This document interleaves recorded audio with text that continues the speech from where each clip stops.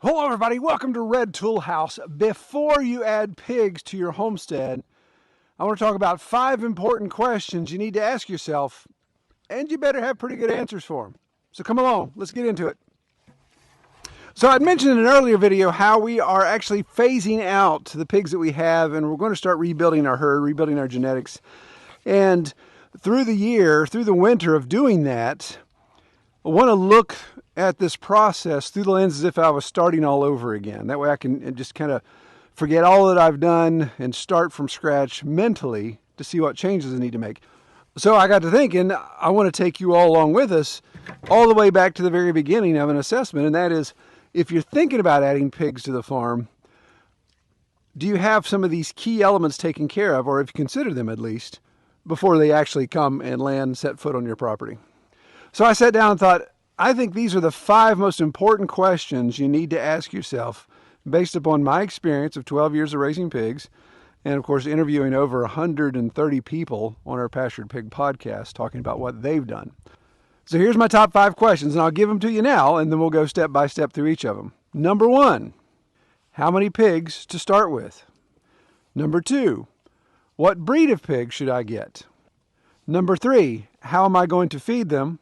Number 4, how am I going to confine them? And number 5, how am I going to process them when that time comes? So let's break down each of those 5. All right, so the first question, and I think this question really affects the answers to the remaining 4. And then, of course, how many pigs are we talking about? How many you want to start with? Well, I don't think there's a magic number. I don't think if you have this many, you're perfect. If you're less or more, things are going to go wrong. But there are some key elements. So first and foremost, a pig is a herd animal. So they will seek companionship if they're by themselves. So if you've got a pig in one little area and you've got animals in other areas, guess where that pig's going to want to be if he or she is by himself. So one is not a good idea. A large number of pigs requires larger or greater amounts of everything we're going to get into next. So everything has to scale up. The more pigs you have, the more feed, the more accommodations, more water. All those things have to be taken into consideration. So you don't want to start with a huge number. My favorite with starting out is 3. And here's why. The first one you eat, the second one you sell, and the third one you decide to breed because you're going to love raising pigs so much in that first year, you're going to want to keep a pig around. Now, if you think, okay, well, Troy, maybe not. I don't know that I want to get into breeding next year. Well, guess what? Then you got another one that you can eat or sell. The reason why we sell at least one of those 3 is you generate enough revenue with the sale of that pig to cover the costs of the feed for all 3 pigs. So in essence, a friend, family member, or neighbor is paying you to raise not only a pig for them, but 2 pigs for yourself. And how to do that, of course, is a whole nother discussion. But I think 3 is a great place to start. So question number 2 can become very argumentative, and it can fall into those categories like Coke or Pepsi, Ford or Chevy, pants or no pants. All those things that are highly debatable. And that question, of course, is what breed of pig should I start with? Well, instead of going and talking about specific breeds, I like to look at an upper layer of 3 key categories within breeds. The first category is what I consider a production pig or a confinement pig. These are your pink pigs, these are your Yorks, your Hampshire, your mainline Durocs, the things that you see a lot of CAFOs putting together, these huge pig farms, the ones that are inside on concrete, those type of breeds. Second category is kind of like what we do here with the heritage breeds that are more of a large frame. And these can include large black Tamworth Cross like we have, old line Duroc, you can get into Berkshire, red wattle, just all kinds of options there. And that third category is heritage pigs, but smaller frames. And those would be the Kuni, the Mangalitsas, the American Guinea Hog, the Mishan. So there's pros and cons to each of those categories. Category number 1, those commercial breeds, you're going to finish those hogs in 5 or 6 months. They're going to be great processing weight. There's going to be some good finish there. The con of that is that pig may not do very well with your confinement setup. However, you're going to keep that pig on farm.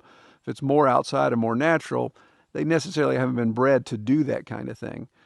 And they can also be really hard on your ground. If they've been bred where rooting characteristics haven't been taken into consideration because they're always on concrete, then you may get some pigs that decide to dig foxholes.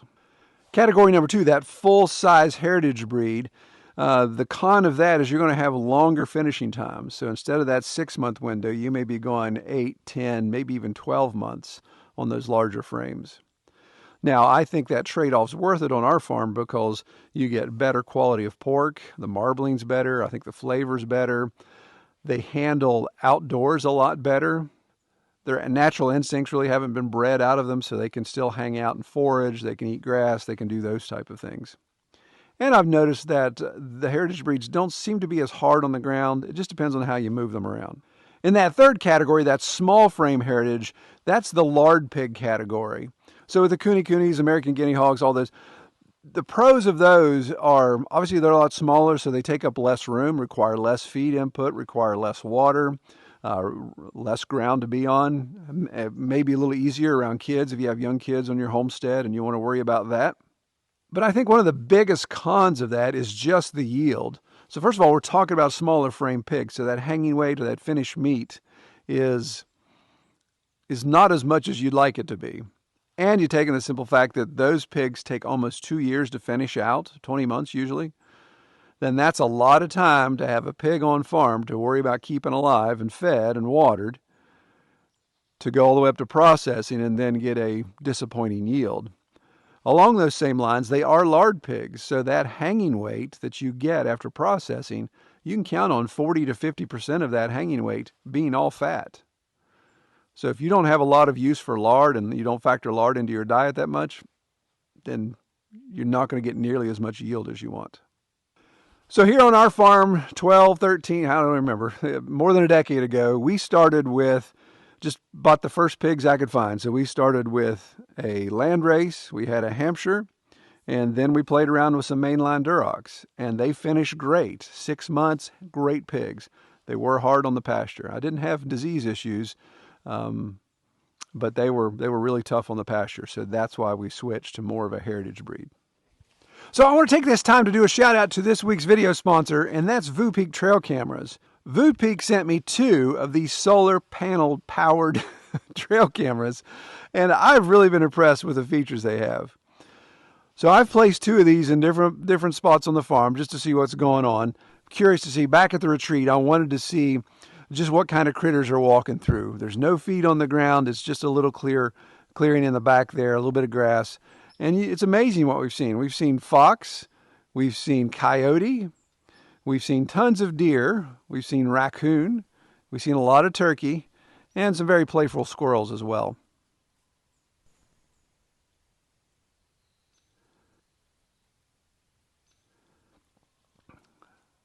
I can also keep tabs on friends and neighbors that I've allowed to come on the property to hunt.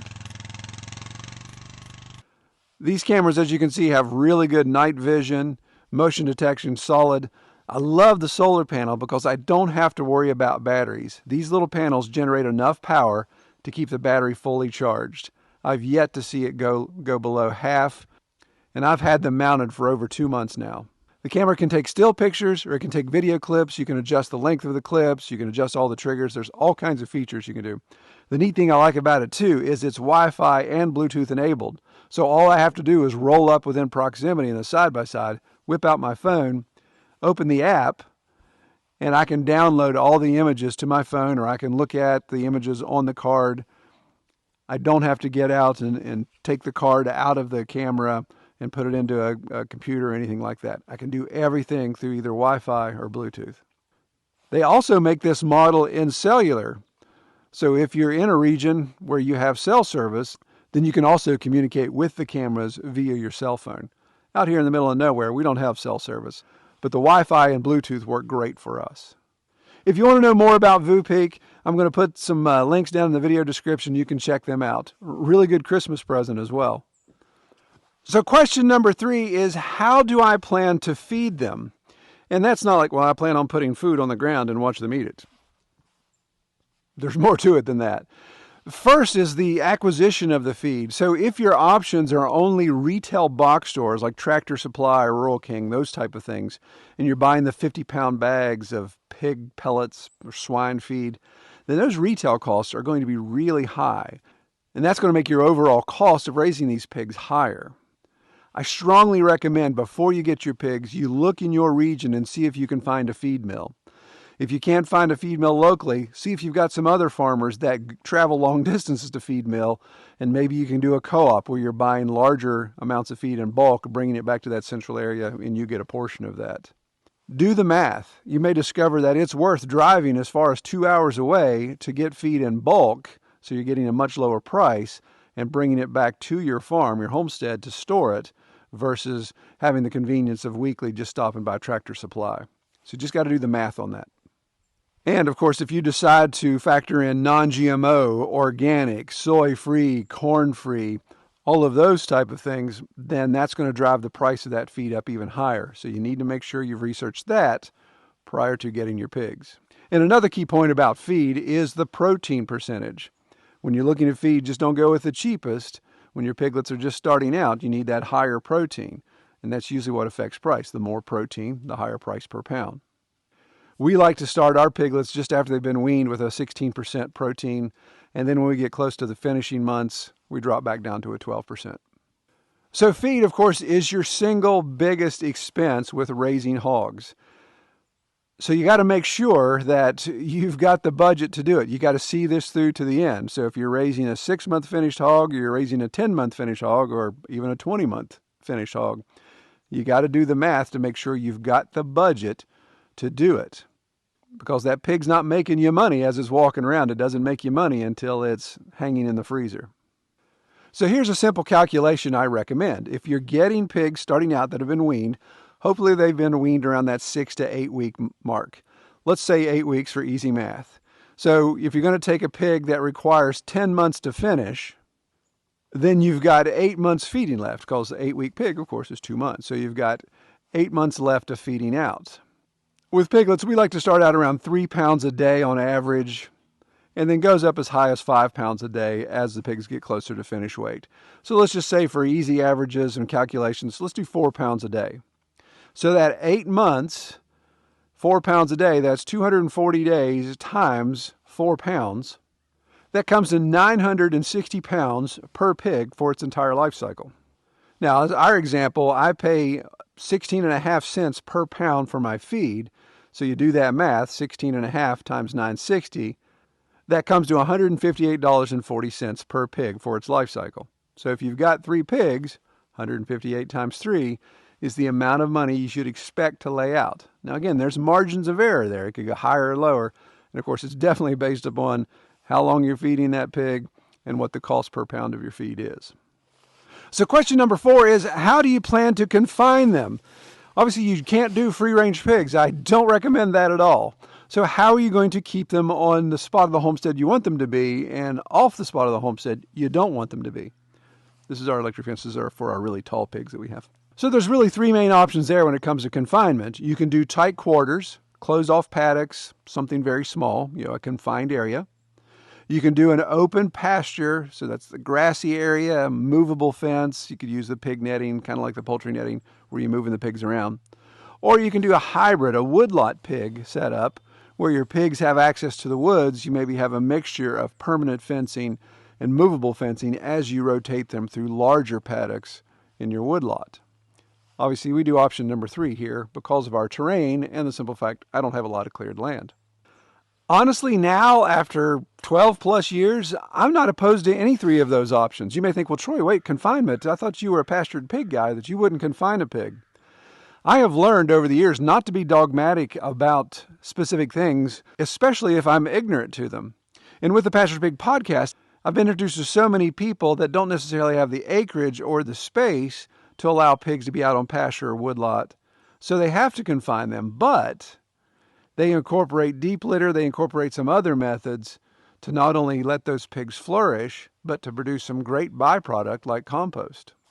So there's pros and cons to all 3 of those setups, but some things I want you to keep in mind. Number 1, a stationary pig, one that's in a tight confined area, can become a smelly pig very quickly, and you have an opportunity of introducing disease or at least parasite cycle, keep it from getting broken. You're going to just keep piling on that. So the way you combat that is deep litter, lots of carbon, wood chips, those type of things are going to reduce the odor. And then that confinement area maybe needs to be shut down and you have a new confinement area somewhere else. So you let that area rest for a year, however long, to break that parasite cycle. Or you have to start doing more medication regimen, more deworming, those type of things. In a pasture configuration, there's lots of pros and cons of that as well. The pro, of course, is the pig gets access to open air, gets to move around, lots of great grass, lots of great forage in that pasture. But as you move a pig around, just remember, a pig always has to have access to food, to water, and to shade, possibly wallow. Depending on how much shade you have, that's kind of proportionate. So if you've got these wide open meadows, bearing down sun, and you've got a really nice access to water in one spot but not the other, and you move them around, then you need to make sure you've got your water, feed, shade, and wallow portable as well. Now for woodlot, again, very similar pros and cons. You got to have water in key areas. You got to be able to move them around. One of the pros of a woodlot is in the wintertime when things go dormant, they're a little less hard on the ground in the woods than they are, say, ground in pasture. But with our woodlot, I have the challenge of slope. That really complicates things a lot for us. And another key point to remember is that pigs, no matter where they are, they need to be rounded up at the end when it's time for processing.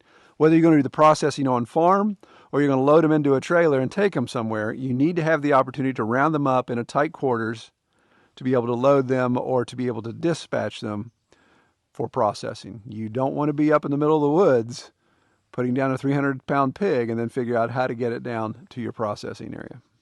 And that's a great segue to the last question is, how do I plan to process these pigs once they've reached their maturity? Well, as I mentioned, you want to have an opportunity to collect those pigs in a tight area. If you're loading them up on a trailer, then of course you want to have a nice choke down area that you can load them onto your livestock trailer and get them down to the processor. If you're going to process them on farm, then again, you don't want to be spread out somewhere on the hill trying to put a pig down and you're afraid it's going to run off here or run off there. You want to have that moment of dispatch be as least stressful as possible. So chasing them all over the mountain isn't going to be good. No matter what state you live in, any sale of pork flesh has to be done off farm. I don't know of any state where that's not required. So if you're going to sell a pig to your friend, family, or neighbor, it has to go off farm and be processed either through custom, USDA, state inspected, depending on the variations you have in your state there. I've yet to find a state, even with some exemption laws, that say, yes, you can actually process that pig completely on your farm and turn around and sell it to whomever you want after it's processed. Comment below, debate me if you think I'm wrong. If you decide to take that pig off farm to be processed because you do want to have the option of selling it to somebody else, then you have to have a way to transport that pig as well. And let me just say, I don't recommend loading your first pig that you ever raised for processing into a rented U-Haul trailer to take to your processor.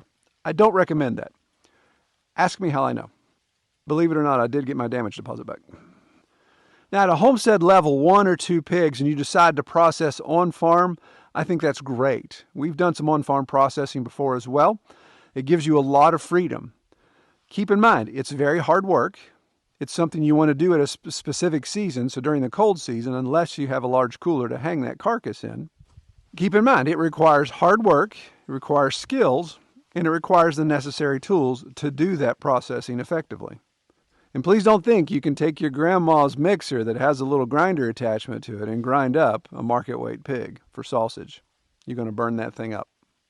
Regardless of whether you process on farm or off, keep in mind you need to know the cuts. You need to not be ignorant of how a pig can be cut up and the different types of cuts you can get, because you'll need to tell your processor, or you yourself will need to know, okay, what can I do after I've gotten down to the primal of this carcass? And of course, along those same lines, make sure you've got the freezer space. You don't want to bring home several hundred pounds of meat and realize, I got nowhere to store this. So if you've come to the conclusion that you want to have pigs on your homestead, that you want to make them a part of your food autonomy, then good for you. But be sure to go over these questions and make sure you've got answers for them, that you've thought out ahead of time what you're going to do and how you're going to handle them. Pigs can be an anchor livestock to your homestead and can provide great, reliable food source. And they're tons of fun to raise as well. If you want to learn more about how to raise pigs on your homestead, Then check out our podcast, The Pastured Pig. We now have over 130 episodes where I interview people from across the country on how they're raising pigs, not only at the homestead level, but all the way up to full commercial production on pasture. I'll put a link below in the video description. And here recently, we've started doing video versions of that podcast that will be posted on this channel as well. Well, I thank you all so much for watching. I pray you have a great week. Take care.